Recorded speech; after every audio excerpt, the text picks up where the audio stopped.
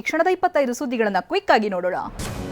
ಜನವರಿ 17ನೇ ತಾರೀಕು ಮಂಗಳೂರಿನ ಕೋಟೆಕಾರ್ ಸಹಕಾರಿ ಬ್ಯಾಂಕ್ಗೆ ಎಂಟ್ರಿ ಕೊಟ್ಟಿದ್ದಂತ ದರೋಡೆ ಗ್ಯಾಂಗ್ ಕಾರ್ನಲ್ಲೇ ಎಸ್ಕೇಪ್ ಆಗಿತ್ತು. ಅದೇ ಗ್ಯಾಂಗ್ ಸೋಮವಾರ ಖಾಕಿ ಬಲೆಗೆ ಬಿದ್ದಿದ್ದು ಕೇರಳ ಮೂಲಕ ತಮಿಳುನಾಡು ಸೇರಿದಂತ ಮುರುಗಂಡಿ ದೇವರ್, ಯೋಶುವಾ ರಾಜೇಂದ್ರನ್, ಕಣ್ಣನ್ ಮಣಿಯನ್ ಸೋಮವಾರ ತಮಿಳುನಾಡಿನ ತಿರುವನ್ವೇಲಿಯಲ್ಲಿ ಬಂಧಿಸಲಾಗಿತ್ತು. ಬಂಧನದ ಬಳಿಕವೂ ರಾಬರಿ ಗ್ಯಾಂಗ್ ಬಾಲ ಬಿಚ್ಚಿದೆ. ಕೋಟೆಕಾರು ಬ್ಯಾಂಕ್ನಿಂದ ಎಷ್ಟು ಚಿನ್ನ ದರೋಡೆಯಾಗಿದೆ ಅನ್ನುವಂತ ಮಾಹಿತಿ ಇರಲಿಲ್ಲ.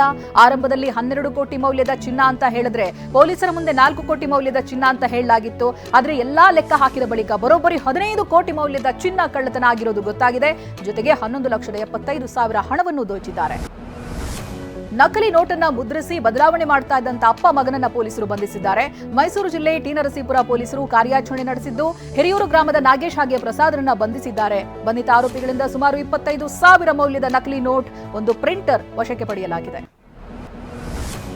ಬೆಂಗಳೂರು ನೀರು ಸರಬರಾಜು ಹಾಗೆ ಒಳಚರಂಡಿ ಮಂಡಳಿಯ 4ನೇ ಹಂತ 2ನೇ ಹೆಗ್ಗನಹಳ್ಳಿಯಿಂದ ಜಿಕೆವಿಕೆ ಕಡೆಗೆ ಸಾಗುವಂತ 1800 ಮಿಲಿಮೀಟರ್ ವ್ಯಾಸದ ನೀರಿನ ಮುಖ್ಯ ಕೊಳವೆಯ ನೀರು ನಿಲುಗಡೆ ಮಾಡುವಂತ ಕಾಮಗಾರಿ ಆರಂಭವಾಗ್ತಾ ಇದೆ. ಹೀಗಾಗಿ ಇವತ್ತು ಕಾವೇರಿ ನೀರು ಪೂರೈಕೆಯಲ್ಲಿ ವ್ಯತ್ಯಯವಾಗುತ್ತೆ ಅಂತ ಬೆಂಗಳೂರು ಜಲಮಂಡಳಿ ತಿಳಿಸಿದೆ.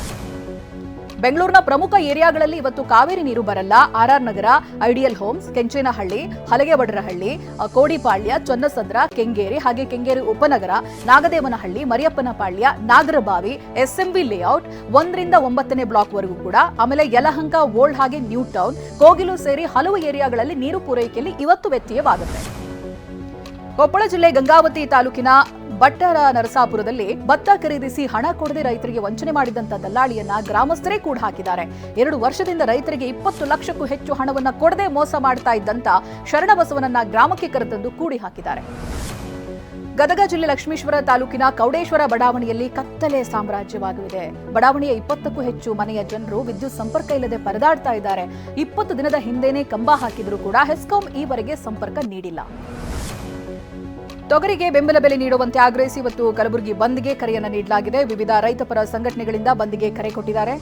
ತೊಗರಿಗೆ ಬೆಂಬಲ ಬೆಲೆ ಸೇರಿ ಹಲವು ಬೇಡಿಕೆಯ ಈಡೇರಿಕೆಗೆ ಆಗ್ರಹಿಸ್ತಾ ಇದ್ದಾರೆ. ಕಲಬುರಗಿಯ ಕೇಂದ್ರ ಬಸ್ ನಿಲ್ದಾಣದ ಮುಂಭಾಗ ಪ್ರತಿಭಟನೆ ನಡೆಸಲಾಗುತ್ತೆ. ಬಂದ್ ಹಿನ್ನೆಲೆ ಖಾಸಗಿ ಬಸ್, ಆಟೋ ಸಂಚಾರ ಕೂಡ ಬಂದ್ ಆಗಿದೆ. ಬಿಗಿ ಪೊಲೀಸ್ ಬಂದೋಬಸ್ತ್ ಕೂಡ ಮಾಡಲಾಗಿದೆ. ಬಿಜೆಪಿ ದೆಹಲಿ ವಿಧಾನಸಭಾ ಚುನಾವಣೆಯ 2ನೇ ಪ್ರಣಾಳಿಕೆಯನ್ನ ಬಿಡುಗಡೆ ಮಾಡಿದೆ. ಬಿಜೆಪಿ ಅಧಿಕಾರಕ್ಕೆ ಬಂದ್ರೆ ಸರ್ಕಾರಿ ಶಿಕ್ಷಣ ಸಂಸ್ಥೆಗಳಲ್ಲಿ ಬಡ ವಿದ್ಯಾರ್ಥಿಗಳಿಗೆ ಕೆಜಿಯಿಂದ ಪಿಜಿಯವರೆಗೂ ಉಚಿತ ಶಿಕ್ಷಣ ನೀಡುವುದಾಗಿ ಭರವಸೆ ನೀಡಿದೆ.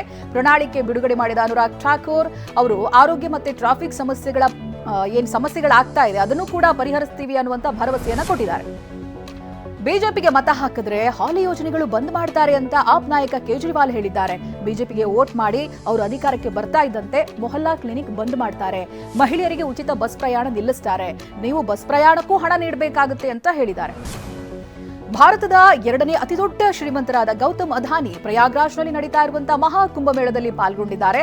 ಗಂಗಾ ನದಿಯಲ್ಲಿ ಸ್ನಾನ ಮಾಡಿ ಗಂಗೆಗೆ ಪೂಜೆಯನ್ನ ಸಲ್ಲಿಸಿದ್ದಾರೆ. ತಮ್ಮ ಕುಟುಂಬ ಸಮೇತ ತೆರಳಿದ್ದಂತ ಅದಾನಿ ಉತ್ತರ ಪ್ರದೇಶ ರಾಜ್ಯದ ಆಡಳಿತವನ್ನ ಪ್ರಶಂಸಿಸಿದ್ದಾರೆ. ಚಾವಾ ಚಿತ್ರದ ನಟಿ Rashmika Mandanna first look poster reveal ಆಗಿದೆ. ಈ ಸಿನಿಮಾದಲ್ಲಿ ರಶ್ಮಿಕಾ ಮಹಾರಾಣಿ ಏಸುಬಾಯಿ ಭೋಸ್ಲೆ ಲುಕ್ನಲ್ಲಿ ಕಾಣಿಸಿಕೊಳ್ತಾ ಇದ್ದಾರೆ. ಹಾಗೆ ಮಹಾರಾಜ ರಾಜನ್ ಹಿಂದಿನ ಅಪ್ರತಿಮ ಶಕ್ತಿಯುಳ್ಳ ರಾಣಿ ನಿಂತಿರ್ತಾಳೆ ಅನ್ನುವಂಥ ಪೋಸ್ಟರ್ನಲ್ಲಿ ಬರೆದುಕೊಳ್ಳಲಾಗಿದೆ.